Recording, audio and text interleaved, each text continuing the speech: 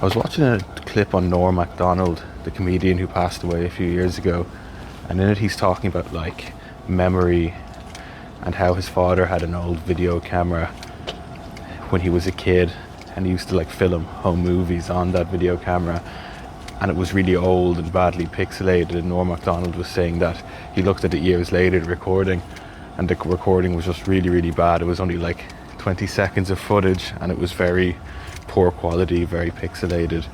But he said that actually the recording matched precisely his memory of the event, probably on account of it being so blurry and out of focus and bad quality. And he said it was actually kind of like a beautiful thing for that reason, and it actually preserved the memory, seeing the bad quality of the recording. And then he said, you know, that he had a modern camera for his own kid, and he didn't want the kid to see his 5th birthday party because the camera was so high definition that it showed everything exactly as it was. And so he didn't want to ruin the kid's memory by showing him exactly what it was, and kind of like, I guess, taking the colour out of the memory. And I've been thinking about this as well, kind of since as you come up to 30, I think you're kind of confronted with it a little bit. It's kind of the first time in your life you're starting to not be that young anymore. Like, life is pretty long, and I really don't buy into when people talk about, you know, oh, I'm like a granny now, I'm 26. Or even when someone's like, I'm 40, you know, my back doesn't work right anymore. Like, a lot of that is, I'm not sure if you'd call it cope, but it kind of pisses me off, because just shut up and get on with it, and by and large you're still okay. It's not like, if you're going to die at 50, it's not like you're fucking dead at 30, then what are you doing? Just nearly just kill yourself already if that's kind of your mentality. You know, your hard work is still to come. But, you know, with that said, 30 is the first time you start to feel a little bit older. Because, okay, I think at 30 you're probably still pretty young. It's a big birthday, you were just in your 20s. But then, you know, 31, 32, 33, is it still young by 33? It seems a bit older. It was only 5 short years ago you were 28 years old. And 5 years is like nothing. It goes so fast. You fucking blink and 5 years are gone. And everything's changed, or maybe nothing's changed. But so much time has flown by. And maybe at that age you might have just been doing basically the same shit. You know, you could be in the same job you're in. I'm sure there's been progress and lots of change.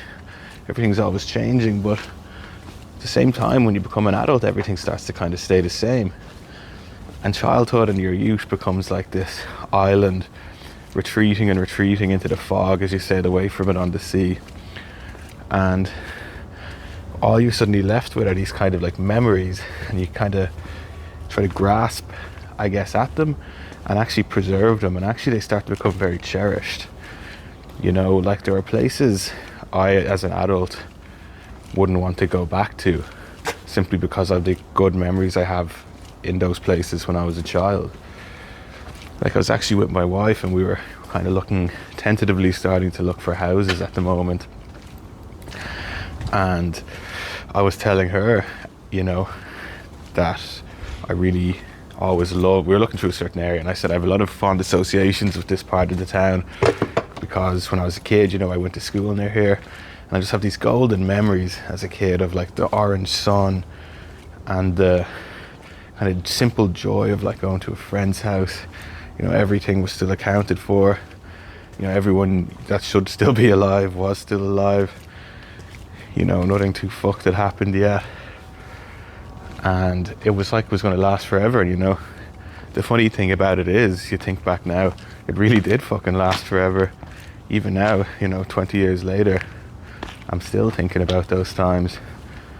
It's actually the time as an adult that doesn't last forever, you know. Or maybe that's not true, probably going off too long now. But anyway, the point of the story is that I was saying I have very fond associations with her. This could be a cool place to have a house, raise her own kid. And she said, no, you shouldn't buy a house in a place that you're very, very fond memories of, because the new memories replace the old ones. And I was thinking, that's actually so fucking true.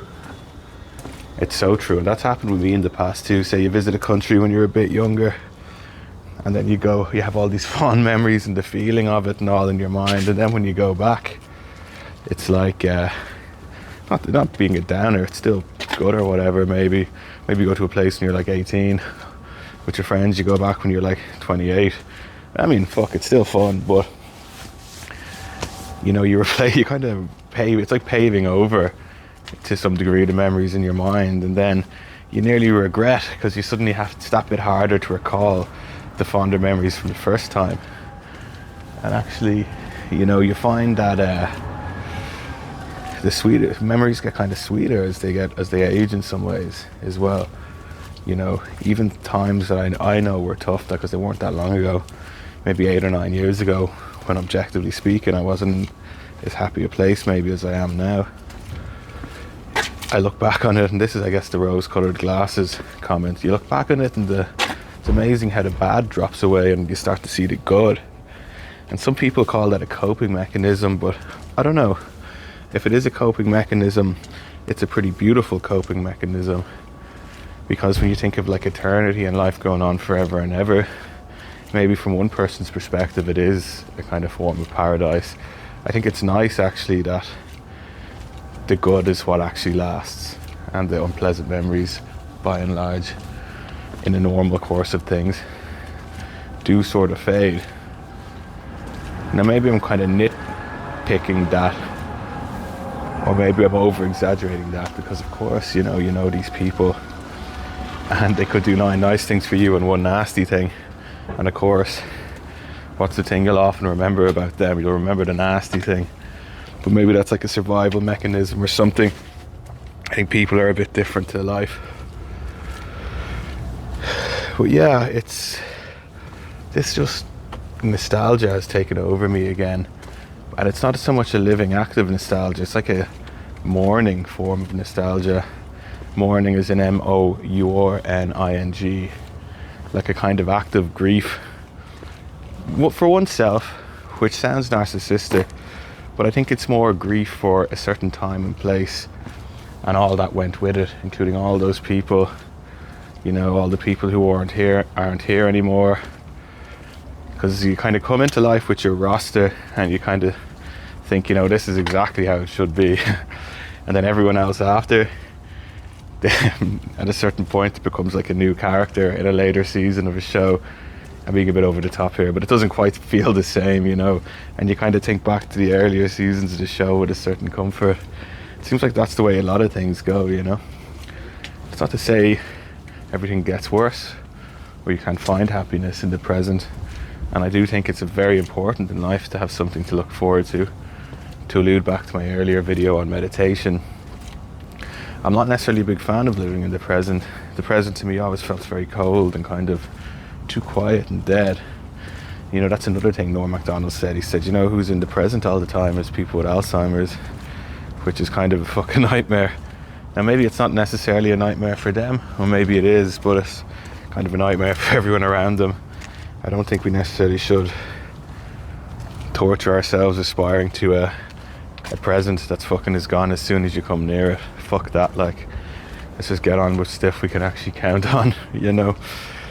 But yeah, I'm not really sure what the point of this video was. I just felt I had to say something. So rest in peace, Norm Macdonald. Smart guy.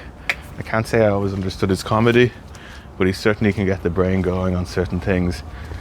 And him at 60 years old, I guarantee a lot of the shit he's thinking about there is stuff, you know, you and me are going to think about if we're lucky enough to make it to an older age as well.